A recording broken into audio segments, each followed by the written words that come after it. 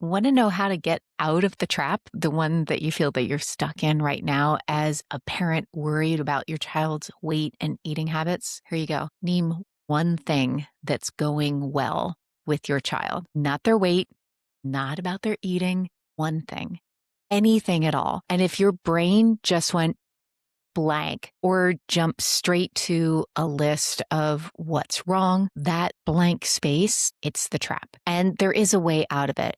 Welcome to Family in Focus. I'm Dr. Wendy Schofer, the pediatrician helping parents lead meaningful change without harm. Here we focus on the connection and practical shifts that help families thrive at every size. Let's get started. So here's what's actually happening the moment someone tells you that your child's weight or eating habits need to change. Inside, in your brain, your focus narrows down. It narrows down hard. Suddenly, all that you can see is the risk, the danger, and the gap, the distance between where your child is right now and where you've been told that they're supposed to be. And once we're staring at that gap, well, as far as our brain's concerned, that's all that's there. We just see that big distance, the distance that we need to go. We stop seeing the kid who made us laugh, who's artistic and creative, who's the biggest helper. We stop seeing the whole child and we start seeing what it is that someone says that they're not doing. And that narrowing feels really responsible. It feels like good parenting, like helping them survive and be healthy. And it feels like, well, we're finally taking it all seriously, but it's actually the thing that makes us get stuck. This idea really morphed from a book called The Gap and the Gain by Dan Sullivan and Benjamin Hardy. And it's a concept that really changes everything when you apply it to families. So the gap is comparison. So you measure against an ideal where you should be, where they should be. And then the question really becomes, well, what is the ideal? What is the ideal weight? What is the ideal health status? What is the ideal condition or relationship? Well, big surprise, it moves. You never actually arrive. You're always falling short. You always feel like you're failing. Welcome to modern day life and the comparisons that we are making each and every day of our lives, thinking that there's something more, there's something healthier or better that we need to try and do. Gain is when you measure against where you started. You look back and you see, well, how far you've actually come, what you've become. You see the growth. You see the progress that is very real. And so now I ask you to picture that with your child. In the gap between where you are and where you anticipate you could, should, would be, you see a number on a growth curve that someone flagged. And then all of a sudden you feel like you're behind, like you're not doing enough. In the gain, you see a kid who's growing, a kid who's developing, becoming more of their beautiful selves each and every year. You see what's working. You see the foundation that is already there, what you've already been building with them for years.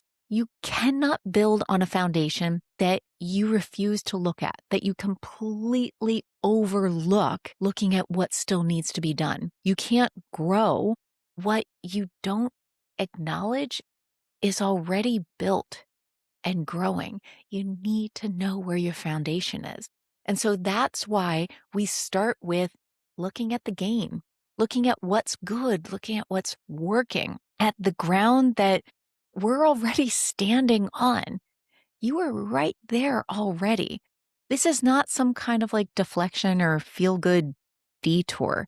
It's not a distraction from other goals. It's actually the starting point for any change that's going to last. So let's look at how this applies to families that I work with all the time. I work with parents, well, they have one child who's bigger, and perhaps they have another child who's smaller. And that alone, as you think about like, what am I supposed to be focused on? That could make your head spin. So within the same family, they're being told to dial the weight up on one child and dial it down on another. Meanwhile, you're still serving meals at the same dinner table and you've got opposite instructions. It's maddening, absolutely maddening. And so if your job is to manage numbers, well, you've just been given two very contradictory assignments and a single kitchen, and there's only one of you. What on earth are you supposed to do? And so that's where I work with parents to step back every single time. We step back to see the whole child, each one of the children that's in your home, in the context of what is going well for them, how they're growing, how they're developing, who they're becoming, and what their unique needs are. And so it's not just about trying to dial in their numbers in, opposite directions like you're running some kind of a crazy mad scientist control panel. It's not about having a control panel. It's about raising people who are different, who have different needs, and also you're all thriving right now. And so here's something that I want you to do today. Name one thing that's going well with your child, with your family, with your relationships. And don't just blow it aside. Don't just push it aside once you've said, oh yeah, that's it.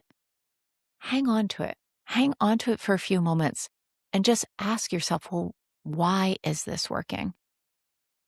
What else is going on beneath the surface? Maybe you have a very creative child. Well, how is that working for them? What does it mean about your child, about your family, and about what it is that you're already doing right? This is really important to look at. What's going right is showing you the foundation that you are building upon. And these are parts that we cannot take away. In fact, in order to be able to understand how we can create changes without harm, we have to see the parts that we cannot change. These are the things that are creating the child that you're enjoying right now, the child that you're looking at, the things that make them uniquely them, that make your relationship unique. You can't take that away. Focus on what is going well.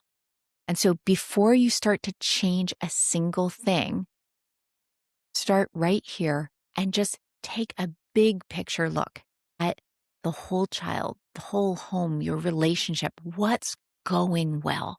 This is the ground that we build upon because we know that there's a foundation. Now, if you're kind of searching, you're like, I'm not so sure if this is what I'm supposed to be focusing on or not. There's nothing too big and there's nothing too small to be able to say, this is what's going well right now. It may be that you got to hear a brief laughter today. You got a little smile. Maybe there was a hug. Maybe your child did something new for the first time. This is going well. So this is the work that I do with parents within Family in Focus, helping families see the whole child, find the foundation, build the relationships that last at every size and every age.